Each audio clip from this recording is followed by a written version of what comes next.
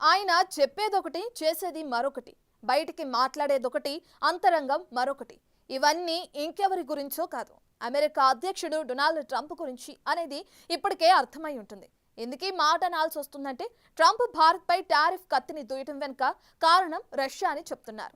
కానీ అసలు కారణాలు వేరే ఉన్నాయనేది ఇప్పుడు లేటెస్ట్గా బయటకొచ్చింది. ఇంతకీ ఆ కారణాలేంటి? అసలు ట్రంప్ భారత్పై ఎందుకు రివెంజ్ తీర్చుకుంటున్నారు? డొనాల్డ్ ట్రంప్ అమెరికాకు ప్రస్తుత అధ్యక్షుడు. అంతేకాదు, ప్రపంచ దేశాలకు మనశ్శాంతి లేకుండా చేస్తున్నారు. టారిఫ్ల పేరుతో బెదిరిస్తున్నారు. తమ ఆధిపత్యాన్ని అంగీకరించాలంటున్నారు. డాలర్ పెత్తనమే నడవాలనుకుంటున్నారు. ఇవన్నీ ఒకెత్తు అయితే భారత్పై ప్రత్యేక విద్వేషాన్ని చూపిస్తున్నారు ట్రంప్. భారత్పై టారిఫ్ల భారాన్ని మోపారు. ఎలాంటి చర్చలు జరపడం లేదు. తన సొంత సోషల్ మీడియా యాప్ ట్రూత్ లో అన్ని అబద్ధాలు చెబుతూ నోటికి వచ్చింది రాస్తున్నారు. అయితే బెదిరింపు లేదంటే టారిఫ్ మోతలు. మొత్తానికి భారత్ అమెరికా మధ్య ఉన్న సంబంధాలను సక్సెస్ఫుల్ గా బ్రేక్ చేశారు ట్రంప్. మరి వీటన్నింటికి ఆయన చెబుతున్న రీజన్ ఏంటో తెలుసా? రష్యా నుంచి భారత్ చమురును కొనుగోలు చేయడమే అంటున్నారు. అంతేకాదు, ఈ కొనుగోళ్ల వల్లనే రష్యా ఇంకా యుక్రెయిన్ పై యుద్ధం చేస్తోందని చెబుతున్నారు. మరి ఇవన్నీ నిజాలేనా?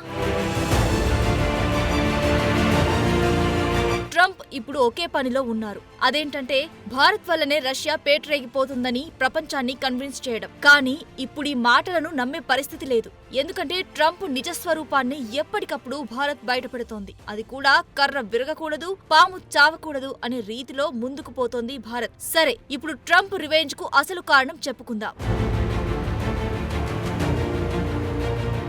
అమెరికా అధ్యక్ష బరిలో గెలిచి పదవి చేపట్టినప్పటి నుంచి అమెరికాను తిరిగి గ్రేట్ గా చేయాలనే దానిపై ఎంతవరకు పనిచేశారో తెలియదు. కానీ తనకు నోబెల్ శాంతి బహుమతి రావాలి అనే విషయంలో మాత్రం చాలా క్లారిటీగా ముందుకు వెళ్లారు. దీనికోసం ఆయన చేయని ప్రయత్నం లేదు. ముందుగా రష్యా యుక్రెయిన్ మధ్య యుద్ధాన్ని ఆపాలనుకున్నాడు. దీనికోసం రష్యాతో చర్చలు జరుపుతానంటూ యుక్రెయిన్ కు అందే సైనిక సాయాన్ని దాదాపుగా నిలిపివేశాడు. మరోవైపు రష్యా ప్రతినిధులతో పలు వేదికల్లో అమెరికా ప్రతినిధులు చర్చలు జరిపారు. కానీ ఒక్కటి కూడా అడుగు ముందుకు పడలేదు. ఇంతలో తాను యుద్ధాన్ని ఆపాలని ప్రయత్నిస్తున్నాను, కానీ యుక్రెయిన్ అధ్యక్షుడు జెలెన్స్కీ మాత్రం అంగీకరించడం లేదనే పాట ఎత్తుకున్నాడు. కొన్నాళ్ల తర్వాత రష్యా అధ్యక్షుడు పుతిన్ పై ఇలాంటి ఆరోపణలే చేశారు. చివరికి యుద్ధాన్ని ఆపాను అనే క్రెడిట్ తనకు రాలేదు.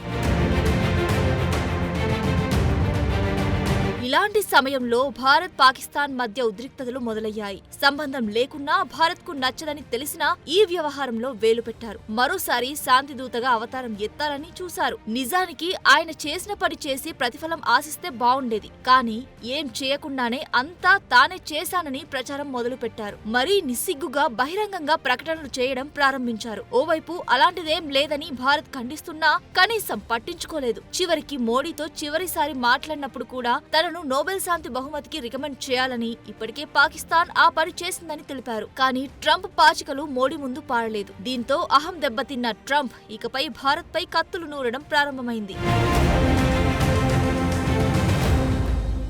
నిజంగా రష్యా నుంచి భారత్ ఇంధన కొనుగోళ్లే టారిఫ్లకు కారణమైతే ముందుగా చైనాపై విధించాలి. ఎందుకంటే చైనా మనకంటే ఎక్కువ చమురును కొనుగోలు చేస్తోంది. కానీ చైనాపై ఈ టారిఫ్లు విధించలేదు. ఇక ఇప్పటికీ రష్యా నుంచి ఆయిల్ ఇంకా గ్యాస్ ను EU దేశాలు కొనుగోలు చేస్తున్నాయి. కానీ ఆ దేశాల జోలికి వెళ్లడం లేదు ట్రంప్. కేవలం భారత్ పై మాత్రమే ఈ టారిఫ్ కత్తిని దూయడమే కాదు, మాటల దాడిని పెంచారు. అంతేకాదు, ఈ నోబెల్ ప్రైజ్ మనీ వివాదం కూడా నిజమే అని ధృవీకరించేలా కొన్ని ఘటనలు జరిగాయి.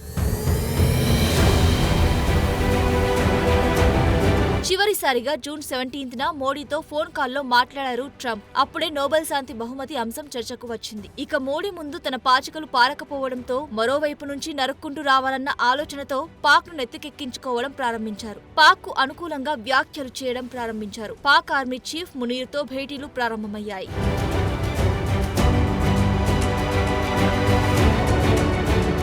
ఈ సమయంలో కూడా అనేక ఎత్తులు వేశారు ట్రంప్. జూన్ లో మోడీ G7 సమావేశాల కోసం కెనడాకు వెళ్లారు. ఆ తర్వాత మోడీని అమెరికాకు రావాలని ఆహ్వానించారు. క్రొయేషియాలో అధికారిక పర్యటన ఉందని సున్నితంగా ఆ ఆఫర్ ను తిరస్కరించారు. కానీ ట్రంప్ అసలు వ్యూహం ఏంటంటే అప్పటికే పాక్ ఆర్మీ చీఫ్ అసిమ్ మునీర్ అమెరికాలో ఉన్నారు. మోడీని కూడా వైట్ హౌస్ కు ఇన్వైట్ చేసి ఇద్దరితో ఫోటో దిగాలనేది ట్రంప్ ఆలోచన. ఈ విషయం ముందే గమనించి ట్రంప్ ఆశలపై నీళ్లు చల్లారు మోడీ. ఓవైపు ఇలా అన్ని పనులు చేస్తూనే మోడీతో ఫోన్లో మాట్లాడేందుకు ప్రయత్నించారు ట్రంప్. 4 సార్లు ఇలా ఫోన్లో మాట్లాడేందుకు ప్రయత్నించినా కనీసం పట్టించుకోలేదు మోడీ. నిజానికి ఈ చర్యలతో భారత్ దారికి వస్తుందనేది ట్రంప్ ఆలోచన. కానీ దారికి రావడం అటుంచి అమెరికాను ఖాతరు చేయలేదు భారత్. దీంతో ఇక తను అమ్ముల పొదిలోని ఆఖరిది బ్రహ్మాస్త్రమైన టారిఫ్లను ప్రయోగించేశారు.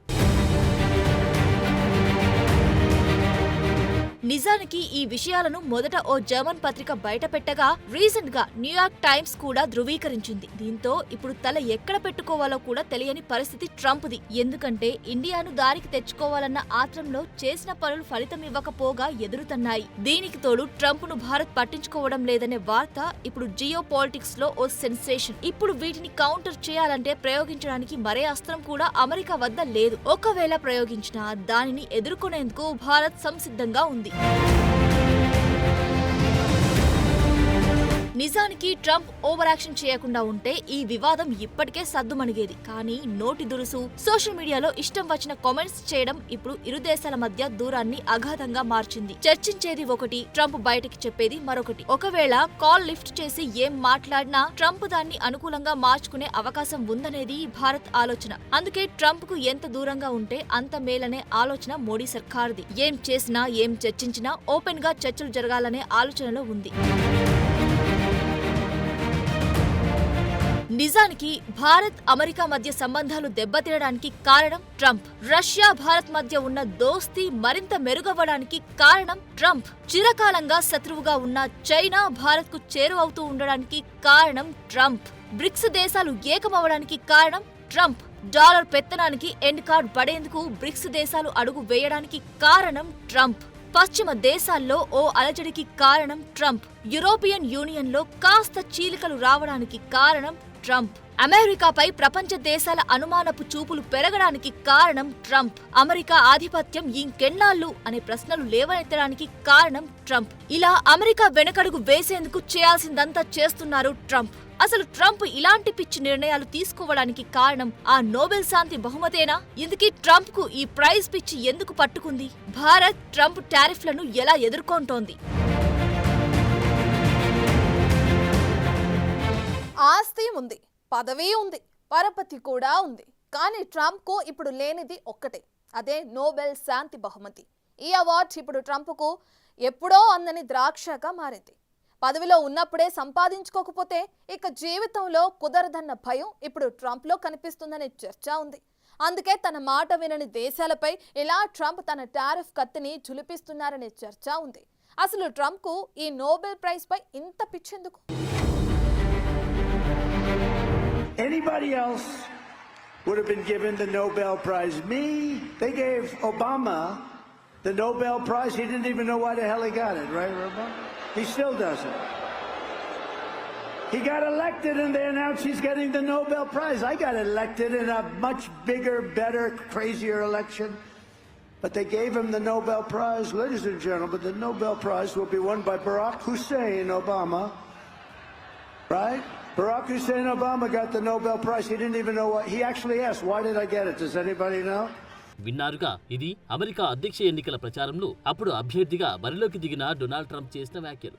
మాజీ అధ్యక్షుడు బరాక్ ఒబామా ఏం సాధించారని ఆయనకు నోబెల్ శాంతి బహుమతి ఇచ్చారు, అలాగైతే నాకు 10 నోబెల్ బహుమతులు రావాలి. ఇది ఆయన మనసులోని మాట. ఈ ఒక్కసారి మాత్రమే కాదు, అనేక సార్లు నోబెల్ శాంతి బహుమతి అంశాన్ని తెరపైకి తీసుకొచ్చారు. ఆఖరికి అధ్యక్షుడయ్యాక కూడా ఈ అంశాన్ని ప్రస్తావించారు. చివరికి ట్రంప్ తానే స్వయంగా నోబెల్ కి నామినేషన్లు పంపిస్తూ ఓ చిన్నపాటి దండయాత్ర చేస్తున్నారు. కానీ ఒక్కసారి కూడా ఆయన నామినేషన్లు తీసుకోలేదు కమిటీ.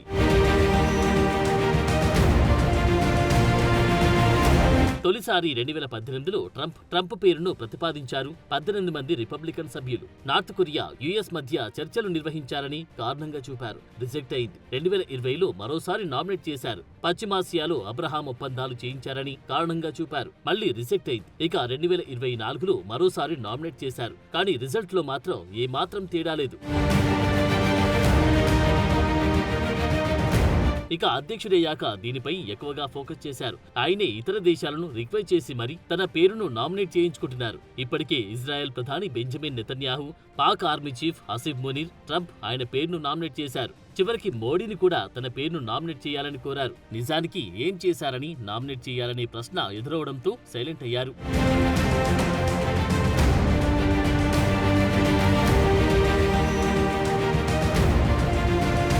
ఓవైపు ట్రంప్ ఇలా అందరినీ అభ్యర్థించే పనిలో ఉండగా, మరోవైపు ఆయనకు తగ్గట్టుగా వైట్ హౌస్ కార్యవర్గం తమ పని చేస్తుంది. Thailand, Cambodia, Israel, Iran, Israel, Hamas, Rwanda, democratic republic of Congo, Serbia, Kosovo, Egypt, Ethiopia, Bharat, Pak మధ్య సంధి కుదిర్చింది ట్రంప్ అంటూ ఊదరగొడుతుంది. నిజానికి థాయ్, కాంబోడియా మధ్య సయోధ్యను కుదిర్చింది మలేషియా. భారత్, పాక్ మధ్య డీజీఎంఓ స్థాయి చర్చలతో ఉద్రిక్తతలు ఆగాయి. ఇజ్రాయెల్కు మద్దతుగా ఇరాన్పై దాడులు చేసింది తామే అని ట్రంప్ ప్రకటించుకున్నారు. ఇందులో శాంతి ఎక్కడుందో ఆయనకు తెలియాలి.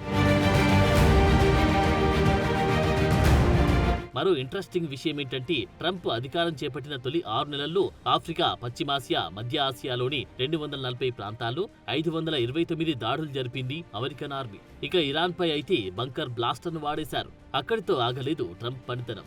ఏకంగా అంతర్జాతీయ సాయాన్ని నిలిపివేశారు. ఇన్ని చేసి తనకే నోబెల్ శాంతి బహుమతి ఇవ్వాలంటున్నారు. ఇక రష్యా ఉక్రెయిన్ యుద్ధాన్ని సాకుగా చూపించి జెలెన్స్కీతో అమెరికాకు అనుకూలంగా ఉండే ఖనిజాల ఒప్పందంపై సంతకం చేయించుకున్నారు. ఇందులో మానవతా సాయం ఏముందనేది అసలు ప్రశ్న.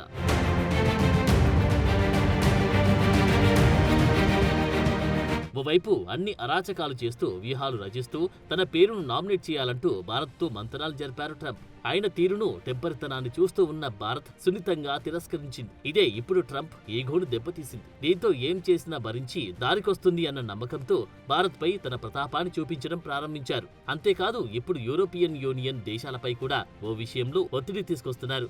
EU కూడా భారత్ పై అదనపు టారిఫ్లు విధించాలని డిమాండ్ చేస్తున్నారు. దీనికి సంబంధించి ఇప్పటికే చర్చలు జరుపుతుంది ట్రంప్ కార్యవర్గం. కానీ ఇక్కడి మరో కీలక విషయాన్ని ట్రంప్ దాచిపెడుతూ వస్తున్నారు. అది ఏంటంటే, ఉక్రెయిన్ కు అధికంగా డీజిల్ సరఫరా దేశం భారత్. ఈ సరఫరానే ఇప్పుడు ఉక్రెయిన్ జీవనాడి అని చెప్పవచ్చు. మరి ఉక్రెయిన్ కు ఈ డీజిల్ ని భారత్ ఎలా సరఫరా చేస్తుంది అంటే, రష్యా నుంచి కొనుగోలు చేసిన చమురును ప్రాసెస్ చేసి ఉక్రెయిన్ కు ఎగుమతి చేస్తుంది. మరి తమకు డీజిల్ ఎక్కడి నుంచి వస్తుందనే విషయం ఉక్రెయిన్ కు తెలియదా? భారత్, ఉక్రెయిన్ మధ్య జరుగుతున్న వ్యాపారం అమెరికాకు తెలియదా? మరి అమెరికా ఇప్పుడు ఉక్రెయిన్ పై ఎందుకు టారిఫ్లు విధించడం లేదు? దీనికి మాత్రం ట్రంప్, అతని కార్యవర్గం నోరు తెరవదు.